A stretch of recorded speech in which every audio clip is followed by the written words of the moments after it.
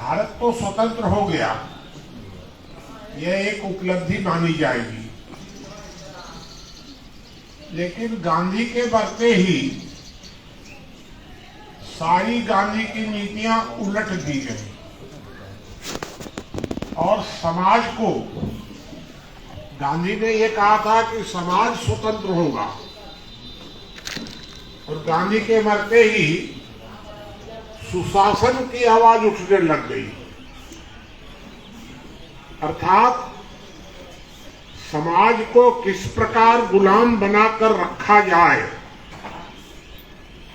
देश आजाद हो गया, समाज गुलाम हो गया, और वह गुलामी आज तक बढ़ती जा रही है। जो सन 48 में शुरू हुई थी, तो आज 2024 तक उसकी मात्रा बढ़ती जा रही है, घट नहीं रही है। हम यह मानते हैं, प्रचारित किया जाता है कि भारत में लोकतंत्र है। मैंने इस पर रिसर्च किया कि भारत में लोकतंत्र है या तानाशाही है। तो तानाशाही की परिभाषा होती है, तानाशाही में दो अनिवार्य शर्तें होती हैं। एक, व्यक्ति को मौलिक अधिकार नहीं होता, और दूसरा, संविधान तंत्र का गुलाम होता है। उसको हम तानाशाही कहते हैं। तानाशाही भी कई प्रकार की है, 3-4 प्रकार की, वो हम विस्तार में नहीं जाएंगे। जो भारत जब स्वतंत्र हुआ, तो भारत के प्रत्येक नागरिक को मौलिक अधिकार तो मिल गए, और संविधान पूरी तरह तंत्र का गुलाम हो गया। इसका मतलब हम 50% तानाशाही में जी रहे हैं और 50% लोकतंत्र में जी रहे हैं। अब इसको आप चाहे लोकतंत्र कहिए या तानाशाही कहिए। अर्थात हमारा संविधान गुलाम है, और आज तक वो गुलामी बढ़ती ही जा रही है। तो प्रश्न ये उठता है कि लोकतंत्र में संविधान ऊपर होगा कि तंत्र ऊपर होगा। तो भारत में कहा जाता है कि न्यायपालिका, विधायिका, कार्यपालिका, ये तीनों मिलाकर तंत्र माने जाते हैं, और ये तीनों संविधान के अंतर्गत कार्य करते हैं। मतलब संविधान ऊपर है और तंत्र नीचे है, लेकिन ये तीनों मिलकर के जब चाहे तो संविधान में संशोधन भी कर सकते हैं, बदलाव भी कर सकते हैं। मतलब तंत्र ऊपर हो गया, संविधान नीचे हो गया। अब हम किस लड़ाई में फंसे? 1951 के पहले 50 में करीब करीब संविधान लागू हुआ होगा। 51 तक भारत में तंत्र की तानाशाही चल रही थी। 51 में पंडित नेहरू ने बुरी नीयत से न्यायपालिका को बाहर निकाल दिया और संसदीय तानाशाही स्थापित हो गई। सन 73 में न्यायपालिका ने स्वतंत्रता प्राप्त कर ली, केशवानंद भारती प्रकरण के माध्यम से। न्यायपालिका ने स्वतंत्रता प्राप्त कर ली और संसद को कमजोर कर दिया। अर्थात संविधान पर न्यायपालिका का नियंत्रण शुरू हो गया। सन 75 में एक जमाना है जब व्यक्तिगत तानाशाही शुरू हुई, और इंदिरा, दैट इज भारत, इंदिरा जी का जो कहेंगी वही संविधान होगा, वही कानून होगा, सब वही होगा। ये भी कालखंड हम लोगों ने देखा। सन 85 से भारत में न्यायिक तानाशाही पूरी तरह चल रही है। अर्थात न्यायपालिका ने ही अपने को संविधान सभा घोषित कर दिया है।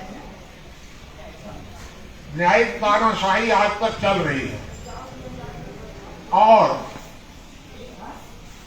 इस चुनाव के बाद ऐसा भी हो सकता है कि जो नरेंद्र मोदी कहेंगे वही संविधान होगा, वही जो कहेंगे वही कानून होगा। हो सकता है, होगा कि नहीं होगा मैं भविष्यवाणी नहीं कर रहा हूं।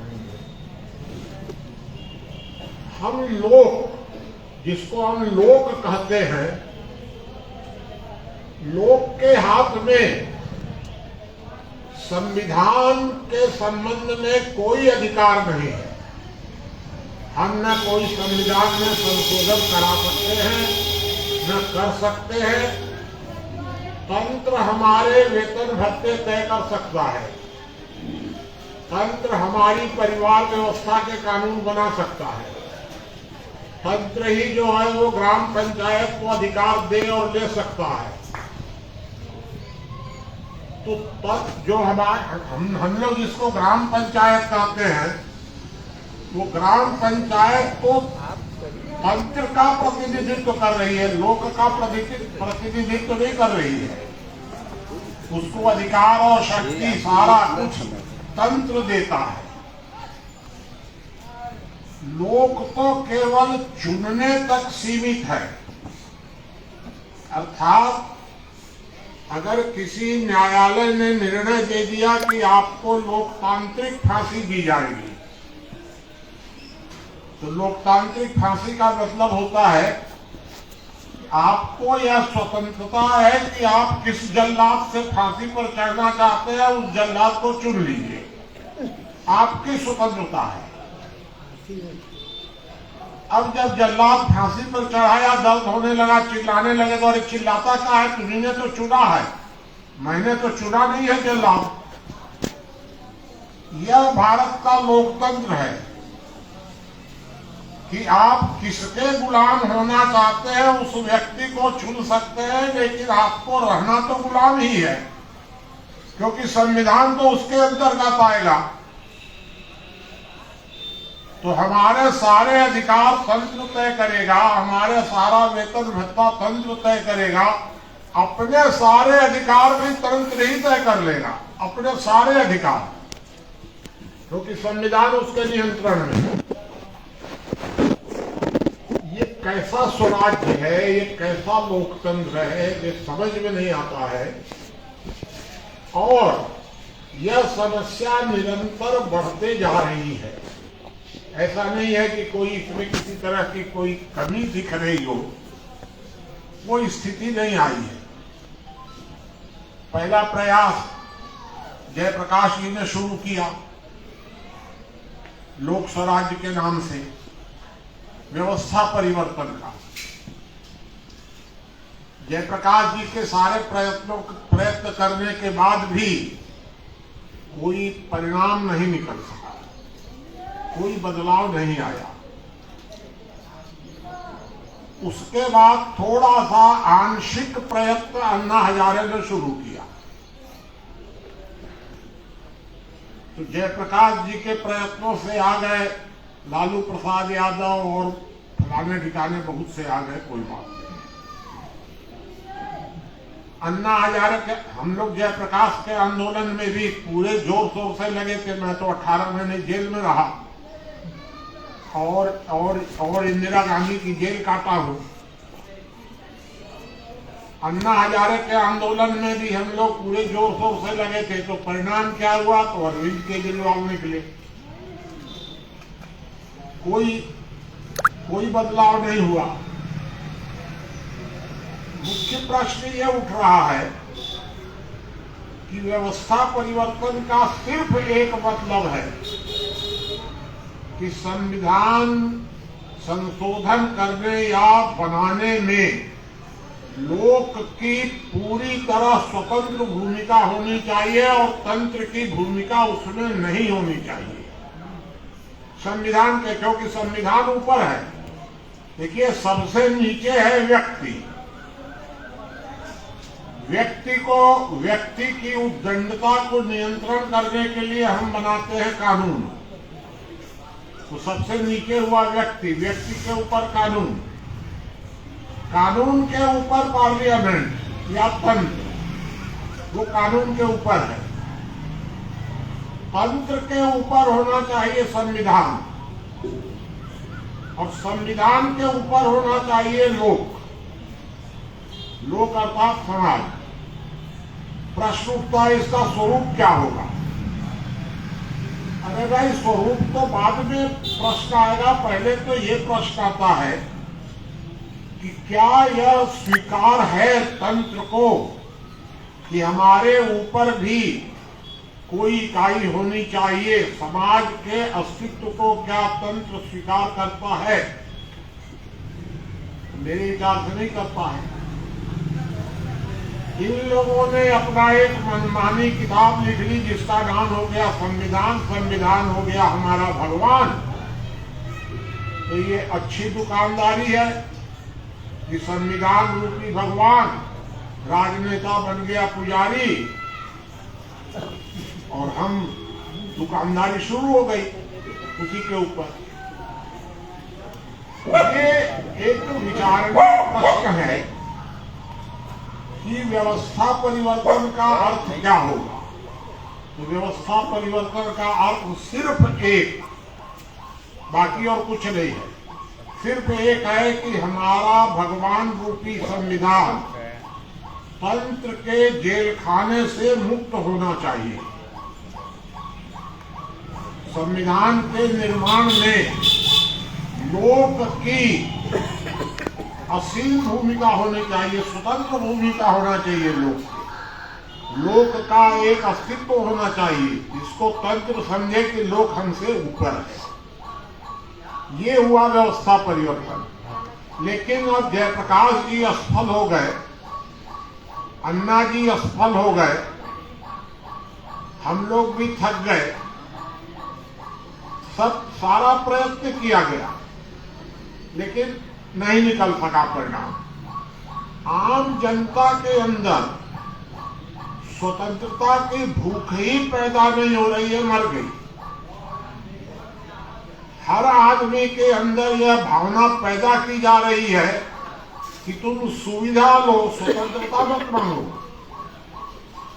जो चाहिए ले लो, लेकिन स्वतंत्रता मत मांगो। तो जिस तरह जेल में रख करके और उसको सारी सब सुविधाएं दी जाती है, हम लोग भी जेल में थे तो कोई दिक्कत नहीं थी, सारी सुविधाएं थी, सिर्फ एक असुविधा थी वहां की स्वतंत्रता नहीं। तो आज भारत का हर नागरिक उस जेल खाने में बंद है जहां उसको स्वतंत्रता नहीं है, सुविधाएं सब है। खाना आप फ्री ले लो, कपड़ा चाहिए ले लो, दवाई करनी है दवाई तो फ्री ले लो, चलो, शिक्षा प्राप्त करनी है ले लो, सुविधा सब मांग लो, स्वतंत्रता मत मांगना। जब हम लोगों ने रामानुजगंज शहर में, ये जो रामवीर जी ने बताया, उसके 4-5 साल पहले हम लोगों ने जब एक नारा दिया कि हमें सुराज्य नहीं स्वराज्य चाहिए, क्योंकि हमारे सारे गांधीवादी मित्र थे, सुराज्य नहीं स्वराज्य चाहिए। इस नारे के परिप्रेक्ष्य में हमारी सरकार ने हमको नक्सलवादी घोषित कर दिया। सारा प्रॉपर्टी जब्त और सारा बोर्ड वगैरह सब कुछ जब्त कर दिया गया, नक्सलवादी घोषित कर दिए। गोली मारने का प्लान बन गया। फिर गांधीवादियों ने अमरनाथ भाई तो भी जीवित ही हैं और भी लोग हैं जीवित, सब लोगों ने हमारी मदद की। लेकिन वास्तव में हमको मुक्ति मिली न्यायालय से ही। जब सरकार ने अपना पक्ष रखा कि ये अपने को सरकार कहते हैं, तो मैंने अपना पक्ष रखा कि सरकार करना क्या जुर्म है। एक अपॉइंटिंग अथॉरिटी अपने को सरकार कर सकता है, एक अपॉइंटेड अपने को मैनेजर ही कर सकता है, सरकार नहीं कर सकता। कैसी गुलामी है कि लोक ने तंत्र को अपॉइंट किया है, तंत्र अपॉइंटेड है, अपॉइंटिंग अथॉरिटी नहीं है। और तंत्र अपने को गवर्नमेंट कहता है। ये कौन सा, आज तक मेरे समझ में नहीं आया इस तर्क का कोई सिद्धांत, और मेरा तर्क हाईकोर्ट ने स्वीकार कर लिया। ये एक ऐतिहासिक घटना आपको बता रहे हैं। उसके बाद फिर मैं वहां के नगर पालिका का चेयरमैन, अभी हमारे बीच में यहाँ वर्तमान में जो हमारी नगर पालिका के उपाध्यक्ष हैं वो भी यहाँ आए हुए हैं, और ये बजरंग गुप्ता ये है उपाध्यक्ष है अभी। और ये उस समय भी सन 2000 में भी ये पार्षद थे। जब मैं अध्यक्ष बना था तो ये भी उस प्रयोग में पूरा शामिल थे, जो अभी उपाध्यक्ष है वहां पर।